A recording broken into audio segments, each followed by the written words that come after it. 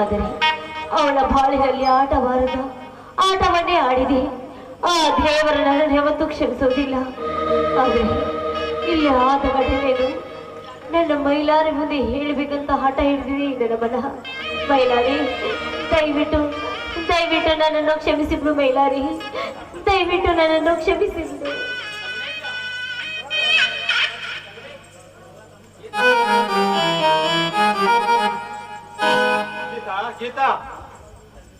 ಏನ್ರಿ ಕರಿತಾ ಇದ್ದೀರಲ್ಲ, ಏನಾಯ್ತು? ನಿನಗೆ ಏನು ತಂದಿದ್ದೀನಿ ಅಂತ ಗೊತ್ತಾ?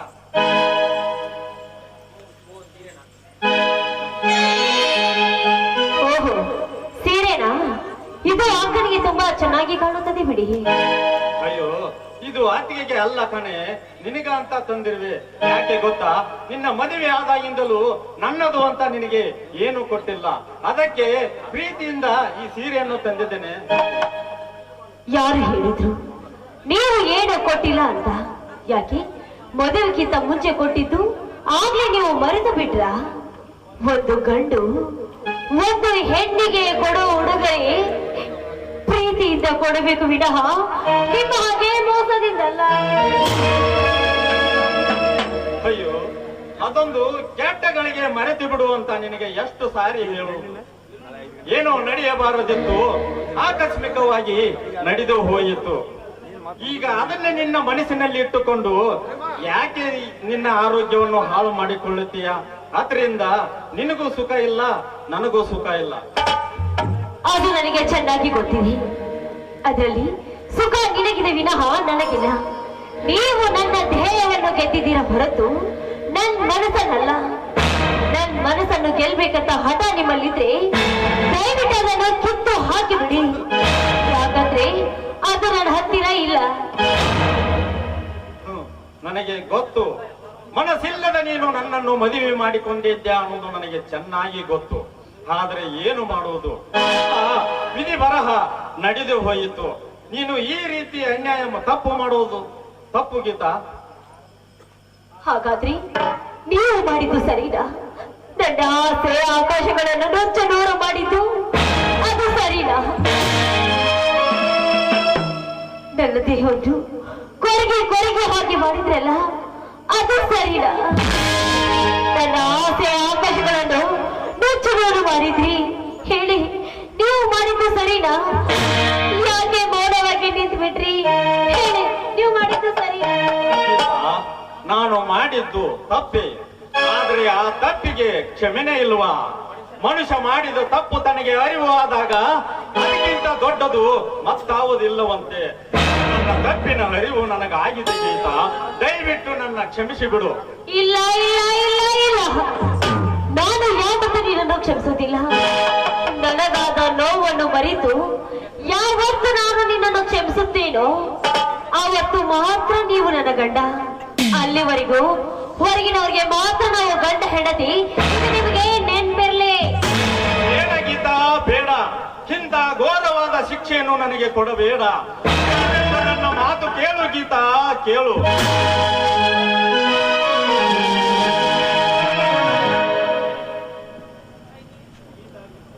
ಗೀತಾ, ಯಾಕಮ್ಮ ಗೀತಾ, ಏನೇ ಇಬ್ರು ಜಗಳ ಮಾಡುವಂತೆ ಕಾಣ್ತಾ ಇದೆಯಲ್ಲ, ಏನಮ್ಮ ಅದು?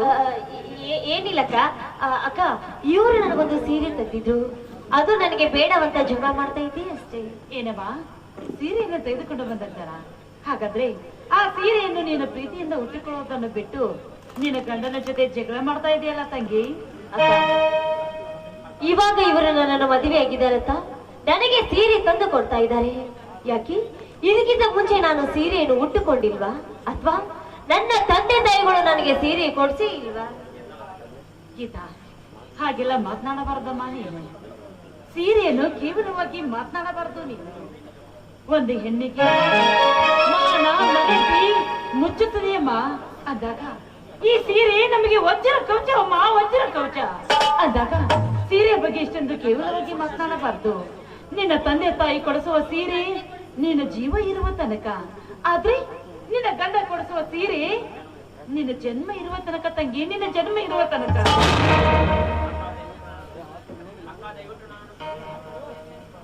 ಅಕ್ಕ,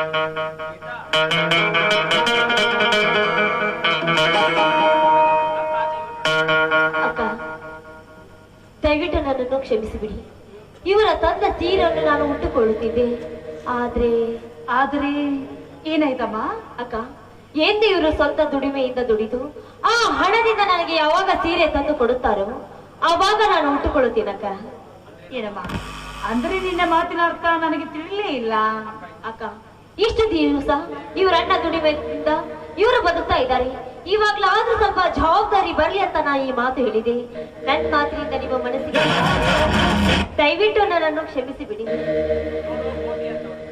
ಏ ನೋಡು, ಕೋತಿ ಅಂತವನೇ ನೋಡು, ಅವಳ ಮನಸ್ಸು ಎಷ್ಟು ವಿಶಾಲವಾಗಿದೆ ಅಂತ. ಅವಳು ಆಡುವ ಮಾತಿನಲ್ಲಿ ಗೊತ್ತಾಗ್ತಾ ಇದೆ ಅವಳು ಎಂತ ಹುಡುಗಿ ಅಂತ. ಅಂತ ಹುಡುಗಿ ಮೇಲೆ ಈ ರೀತಿ ನೀನು ಮನಸ್ಸು ಪಾಪ ಮಾಡಿಬಿಟ್ಟಿಲ್ಲ. ನಿನಗೆ ನಾಚಿಕೆ ಬರೋದಿಲ್ವೇನು? ನಾನು ಬೇಕು ಅಂತ ಯಾವ ಉದ್ದೇಶಪೂರ್ವಕವಾಗಿ ಏನು ಮಾಡಲಿಲ್ಲ ಅತ್ತಿಗೆ.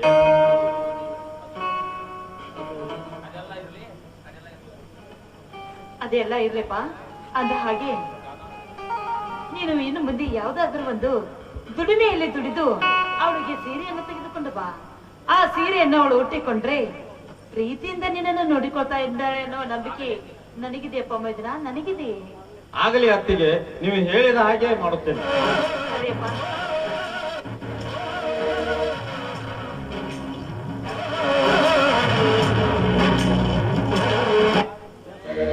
ಜಾನಕಿ, ಜಾನಕಿ, ನೋಡು, ಯಾರನ್ನು ಕರೆದುಕೊಂಡು ಬಂದಿರುವೆನೆಂದು ನೋಡು.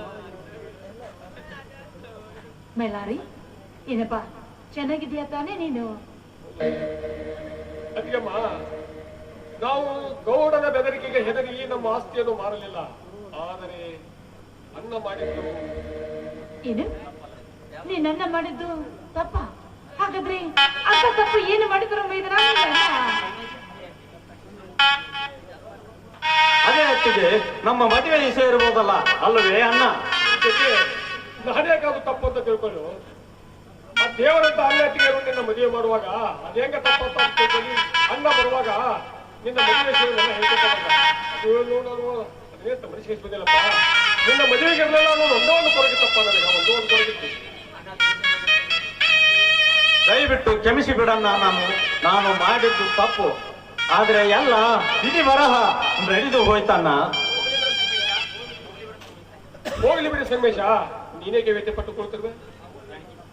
ಆಗುವುದೆಲ್ಲ ನಮ್ಮ ಒಳ್ಳೆಯದಕ್ಕೆ. ಅತ್ತಿಗೆ, ಏನಪ್ಪ? ನಾವು ಯಾವುದನ್ನು ಮಾರಬಾರ್ದನ್ನು ಅಟ್ಟು ಅಂದುಕೊಂಡಿದ್ದೆವು, ಅದೇ ಆಸ್ತಿಯನ್ನು ಮಾರಿ ಅಣ್ಣ ನನ್ನನ್ನು ಬಿಡಿಸಿಕೊಂಡು ಬಂದಿದ್ದಾರೆ. ಅತ್ತಿಗೆ, ನನ್ನನ್ನು ಬಿಡಿಸಿಕೊಂಡು ಬಂದಿದ್ದಾರೆ. ಏನು ಹೇಳ್ತಾ ನೀವಿದ್ದನು? ನಮ್ಮ ಜಾಮೀನನ್ನು ಮಾರಿ ಏನೇನನ್ನು ಬಿಡಿಸಿಕೊಂಡು ಬಂದರ? ಹೌದು ಅತ್ತಿಗೆಮ್ಮ, ಹೌದು. ಹೋಗ್ಲಿ ಬಿಡಪ್ಪ, ಆ ಜಾಮೀನು ಮಾಡಿದ್ರೆ ಏನಾಯ್ತು? ಇಂದಿನ ನಾಳೆ ಅಂತ ಆಸ್ತಿಯನ್ನು ಮತ್ತೆ ಹತ್ತುಕೊಂಡುಕೊಳ್ಳಬಹುದು. ಆದ್ರೆ ನನ್ನ ಪ್ರೀತಿಯ ಮೈದೂರ ಬಂದಿದೆಯಲ್ಲ, ಅಷ್ಟೇ ಸಾಕು ನನಗೆ. ಹೌದು ಜಾನಕಿ, ನಮ್ಮ ಮೈಲಾರಿ ಇದ್ದರೆ ಇಂಥ 10 ಪಟ್ಟು ಆಸ್ತಿಯನ್ನು ನಾವು ಗಳಿಸಬಹುದು.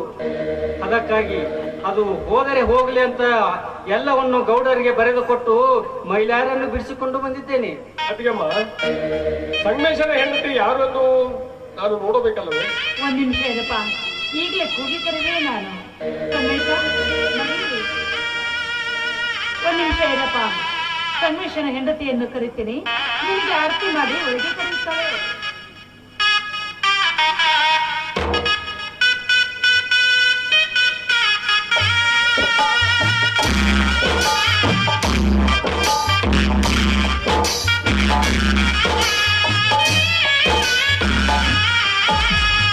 ನೋಡಿ, ಒಳಗೆ ಬನ್ನಿ, ಆರತಿ ಮಾಡ್ತೀನಂತೆ.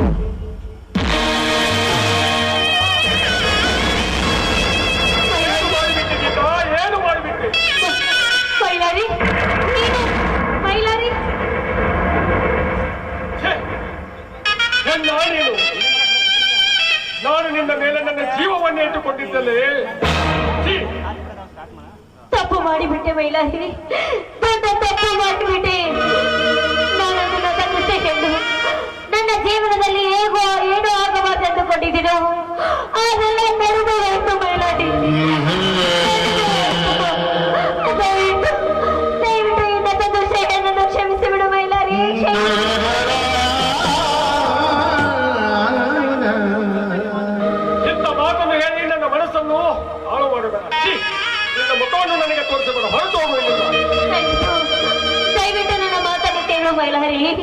ಅದು ಏನಾಯ್ತು ಅಂದ್ರೆ ಅದು ಅದು ಒಚ್ಚು ಬಾಯಿ, ನಿನ್ನ ಹೊಲಸು ಮಾತುಗಳಿಂದ ನನ್ನ ಏನನ್ನು ನಾನು ಕೇಳಲಾರೆ.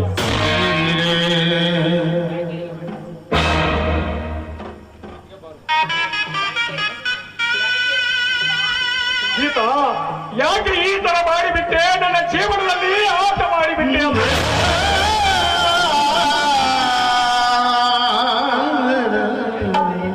ಹ, ಅಕ್ಕ ಆಯ್ತಕ್ಕ. ಮೈಲಾರಿ, ಏನು ಹೇಳತ್ತೀರಿ? ಇವಳು ಸನ್ಮಿಶ್ರ ಹೆಂಡತಿ. ಹೌದು, ನಮ್ಮ ತಮ್ಮ ಸಂಗಮೇಶನ ಹೆಂಡತಿ. ಗೀತಾ, ಇವರು ಸಂಗಮೇಶನ ಅಣ್ಣ. ನಿನಗೆ ಬಾವ ಆಗ್ಬೇಕು ಇವರು. ನಮಸ್ಕಾರ. ನಡೆಯಪ್ಪ, ಕೈ ಕಾಲು ಮುಖ ತೊಳೆದುಕೊಂಡು ಹೊಟ್ಟೆ ತುಂಬ ಊಟ. ಆಯ್ತು, ನಡೆಯುತ್ತೆ. ಗೀತಾ, ಬಾಮ.